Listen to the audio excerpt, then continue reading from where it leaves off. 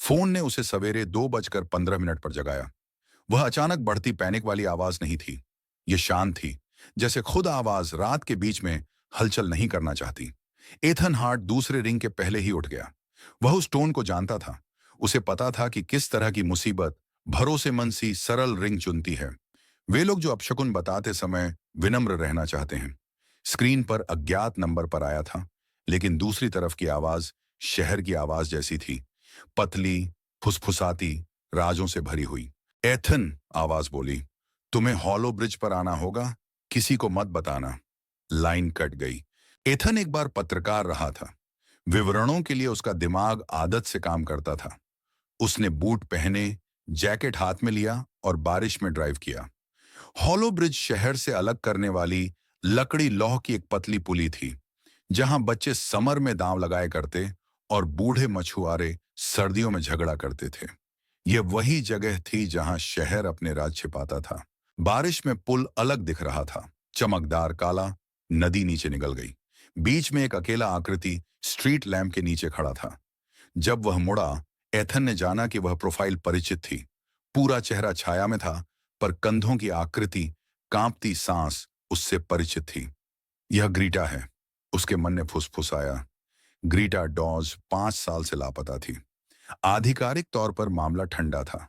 अनौपचारिक रूप से शहर ने पूछना बंद कर दिया था। ग्रीटा ने एथन को देखा, उस तरह से नहीं जैसे किसी मित्र का इंतजार कर रही हो, बल्कि उस प्रकार से जैसे कोई बहुत समय से किसी राज के किनारे खड़ी हो। एथन, वो बोली, आवाज पतली, तुम्हें नहीं आना चाहिए था। और हॉलो अवर शुरू हो गया। ग्रीटा के हाथ कांप रहे थे जब उसने एक छोटी घिसी हुई लकड़ी की डिब्बी पुल पर उसके पास फेंकी। ढक्कन पर 3 परस्पर घुले हुए घेरों का चिन्ह। एथन ने कभी किसी पुलिस फाइल में देखा था। ये याद है, उसने फुसफुसाया। कुछ साल पहले वही निशान पीड़ितों के दरवाजों पर नोट के रूप में दिखाई दिए थे। ऐसा लगा मानो कोई चिन्ह बता रहा हो कि कोई पैटर्न है। फिर गायबियां हुई। ऑफिस में कहा गया कि ये मामूली घटना थी और छूट गया। ग्रीटा ने टेप कैसेट निकाला, पुराने जमाने की तरह पीली हुई प्लास्टिक। उसने पोर्टेबल प्लेयर निकाला, टेप डाला और एक घबराई हुई युवती की आवाज रात हवा में गूंजी। अगर यह मिला तो रोशनी पर भरोसा मत करो। उन लोगों पर भरोसा मत करो जो हमेशा इंतजार करते हुए दिखते हैं। वे हॉलो के नीचे सुरंगों की बात करते हैं, जो कुछ नदी वापस देती है। इसे छुपाओ, 3 घेरों वाले सब कुछ छुपाओ। टेप रुका, स्टैटिक ने किनारे खा लिए। एथन की यादों में उथल पुथल मची। के काय लिनॉक्स 18 साल की थी जब गायब हुई थी। अगर शहर ने जन्मदिन गिनना बंद न किया होता तो वह अब 23 की होती। ग्रीटा ने कहा कि कुछ उनसे देख रहा है। वह कहती है कि वे पुराने स्टॉर्म ड्रेन से आवाजें करते हैं। नदी के नीचे चीजें फेंकी जाती हैं और चीजें वापस आती हैं। एथन को लगा कि पुलिस के पास जाना जरूरी था, पर पुलिस फॉइल की तरह ही मामले को कैबिनेट के पीछे रखा गया था। पर ग्रीटा पुलिस नहीं चाहती, वह सच्चाई चाहती थी।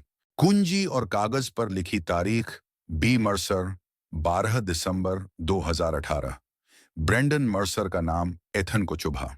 एक ठेकेदार, शहर के सामाजिक कार्यक्रमों में दिखने वाला, पर उसके नाम की उपस्थिति असहज थी। लाइब्रेरी के पुराने रजिस्टर धीरे धीरे खोलते गए।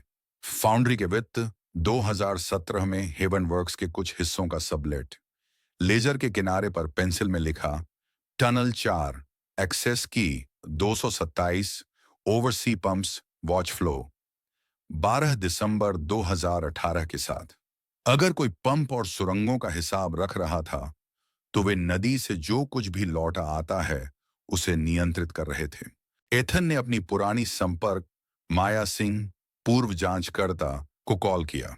माया ने कहा, अगर उनके पास लेजर है तो उसके पास गवाह होंगे, लोग जो चीजें पहुंचाते हैं, लोग जो खातों में लिखते हैं।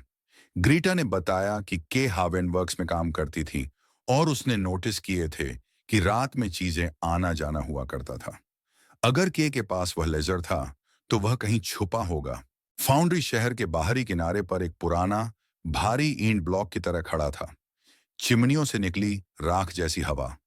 वे घुस गए। पुरानी पास जैसा प्रेस बैज दिखाकर। अंदर सब कुछ ग्रीन और मशीन ग्रेस की गन से भरा था। टनल के नक्शे ने उन्हें टनल 4 के पास ले आया। एक संकरी सर्विस गलियारा, दीवारों पर वही 3 घेर का ग्राफिटी फीका हुआ दिखा। ताजा पैर निशान थे। कोई हाल ही में यहां से गुजरा था।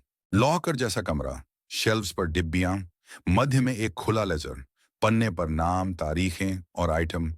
Crate A, 12 January 18, K Lennox, delivered by B Mercer. जैसे लोग सामान बनकर दर्ज किए गए हों।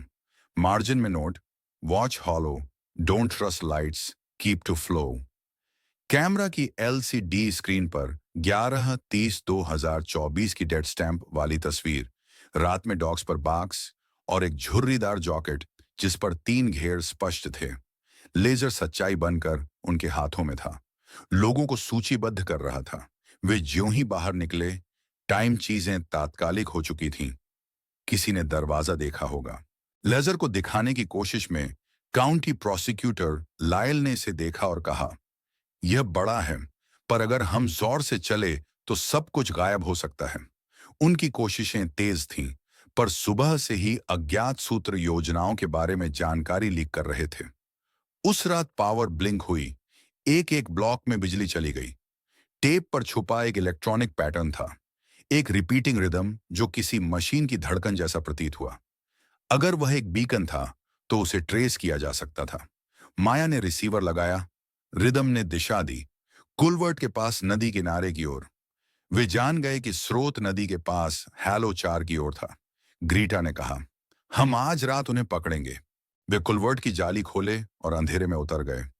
टनल में गंध, एल्गी और कुछ रासायनिक और रिदम जो मशीन की तरह गूंज रही थी। 4 पाइप्स का चौराहा मिला, बीच में एक नया सा वेल्डेड हैच जिस पर 3 घेर के खरोंच थे। कुंजी फंसी थी पर खुल गई। नीचे सीढ़ियां और गहरी। नीचे कमरे में पाइप, पंप और क्रेट्स जिन पर तारीखें और नाम। वही जैकेट और उस पर टैग, प्रोसेस्ड केलेनिक्स, 12 जनवरी 1918। पर वहां लोग थे, हेवन वर्क्स के ओवरओनल्स में। ब्रेंडन मर्सर उनके बीच शांत मुद्रा में खड़ा था। उसने कहा, हम शहर की सफाई करते हैं। दर्द जो शहर को खा रहा है उसे हटाते हैं। यह बुरा है पर जरूरी है। माया ने धुएं का बम फेंका। उलझन में वे भाग निकले, लेजर सहेज कर। बाहर निकलते समय एथन ने देखा कि किसी ने नदी किनारे से किसी को गायब होते देखा। सर्द हवा में एक आकृति लुप्त हुई। लेजर सार्वजनिक होते ही सुरक्षा बल और लीक दोनों सक्रिय हो गए। तड़राहट बढ़ी। लेजर की प्रतियां सर्वर पर अपलोड हुईं, पर कुछ फाइलें करप्ट हुईं। उसी हृदय रिदम के साथ डिजिटल हस्तक्षेप। एथन के फोन पर धमकियां और उसकी रोजमर्रा की निगरानी से उसकी हिचक बढ़ी। माया ने कहा, हमें पब्लिक जाना होगा। लोग सुनने लगे, कुछ छतों पर, कुछ चर्च की सभाओं में, पर साथ ही धमकियां और भी तेज हो गईं। उनकी चीजें निशाना बन गईं। एक लाइव स्ट्रीम प्लान किया गया। एथन ने इंडी नेटवर्क से संपर्क किया। एक वैन स्टूडियो बना। एथन ने लेजर की कहानियां पढ़ी। नाम, तारीखें और दुनिया ने सुना। लाइव के दौरान जामिंग हुआ। बीकन हृदय रिदम ने इंटरनेट भी जाम किया। स्ट्रीम पर एक शख्स नदी के किनारे दिखाई दिया। 3 घेर वाला जैकेट। कैमरा घुमाया पर वह नदारद था। स्ट्रीम ने शहर को नाम दिए, K Lennox, Marcy Holt, Daniel Priest और शहर जगह। उस रात किसी ने ग्रीटा के घर पर तोड़फोड़ की। घटनास्थल पर एक कागज पड़ा जिसमें 3 खंड बने हुए और केवल एक शब्द लिखा था, रुक जाओ। जो लोग लेजर में थे वे पब्लिक फंसे तो चेहरे बनाकर चैरिटी में दिखने लगे। धमकियां व्यक्तिगत हो गईं। किसी के परिवार के रूटीन की photo, number, licence plates. Ethan के दरवाजे पर एक छोटा खून से भरा छोटा हथेली निशान मिला, लगभग बहुत छोटा, मानो किसी बच्चे की। पर हर धमकी के साथ लेजर और फैल गया।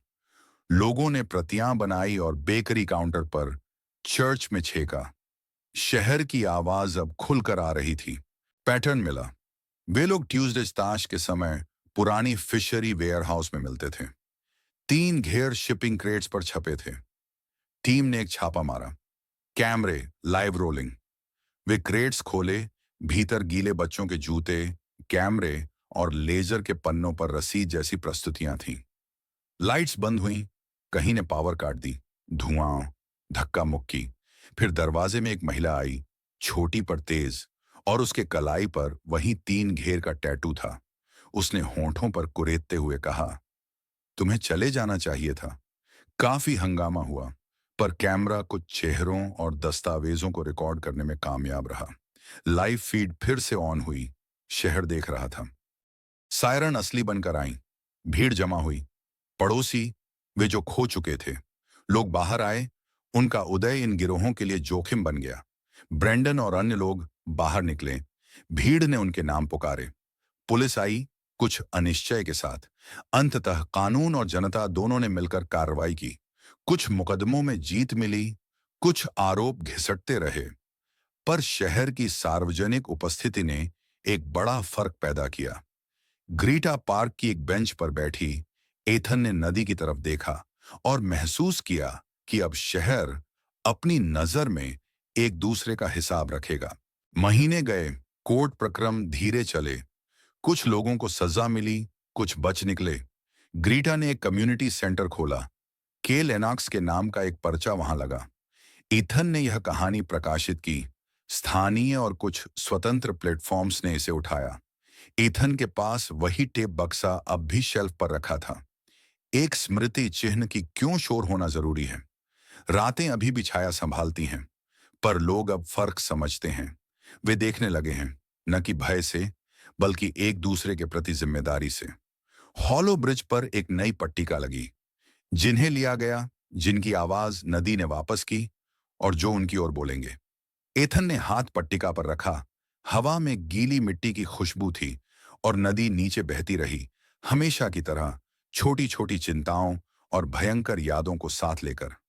हॉलो अवर खत्म हुआ, पर उसकी परछाइयां वर्षों तक गूंजती रहीं।